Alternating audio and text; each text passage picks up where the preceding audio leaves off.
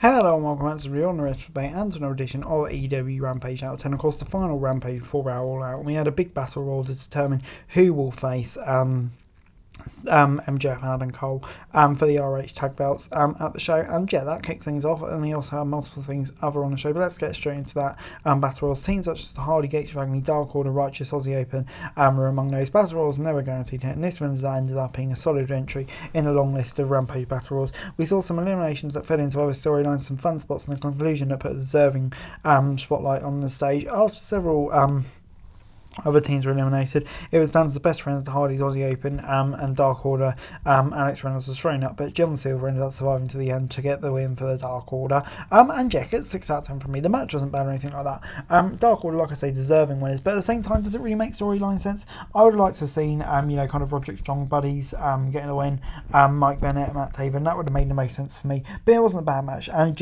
let's give the match a chance. But yeah, for me, that kind of didn't make too much sense. But anyway, it's then time for Nick Wayne and Vikingo taking on Kip Sabian and Gringo Loco. Aussie even tried to set Jericho on the stage, but Sammy Guevara made the save. It looked like the Sex Gods will have a new tag team feud in the future, and that's going to be a great match whenever that happens. The next match saw and what I just built up. With Wayne being mostly associated with Darby since AEW, it was nice to see him step away with that opponent and have some new ones. That ended up being a half-stage match with a lot of flying hand spots. Wayne looked good and only had a handful of TV matches, and everything else looks as good as they always do. This is just one of those matches that without needing a feud story. Some people call it filler, but they're still highly enjoyable, and Jack gets 6 out of 10 from me. Good stuff without being unremarkable, and Jack probably won't end it for too long, but there we go. Brian Keefe took on Adam Page. We got some Cowboy action.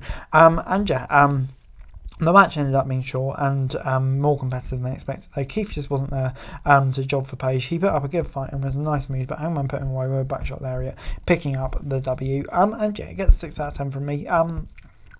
I don't know, it's a solid match. Put Hangman over. Maybe did good stuff for Keith as well. Because, I expected it to be that competitive like a proper squash match, but it wasn't quite that. So, 6 out of 10, but kind of just felt there, to be quite honest. Willow Nightingale and Sky Blue then took on Tyler Valkyrie and Anna Jay in our main event. But we got a first sit-down interview with Renee Paquette and Roger John before that, which was good stuff, all tying into that storyline as well. And will we get some more build-up on Saturday? I'm not too sure, but definitely in the coming weeks. The crowd gave Sky and Willow a warm welcome during their entrance. Both these teams had a similar vibe, but opposite at the same time. Willow and Ty were powerhouses of their respective duos, with Sky and Anna were both young stars who favoured a fast pace. It was both teams played on the same playing field. Neither side felt like they outmatched the other. The bout wasn't perfect. It definitely had more to enjoy than critique. The two best opponents in terms of chemistry. With Valkyrie and Willow, so hopefully we get a single match between the two. Bloom ended up getting the win for the team. Jay and Valkyrie attacked her as soon as the match was over. Willow was unable to make the save right away, but ended up driving off the heels to celebrate with Blue.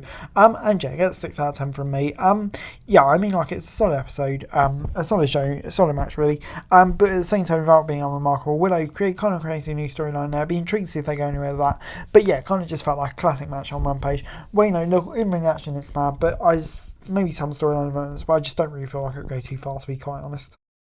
Overall Rampage this week gets a 5 out of 10 from me. I don't know, I just felt coming off a pay-per-view and coming straight into a new one, maybe I expected a bit more from this episode of Rampage, than what we got, to be quite honest. But, on the whole, it wasn't a bad episode at all.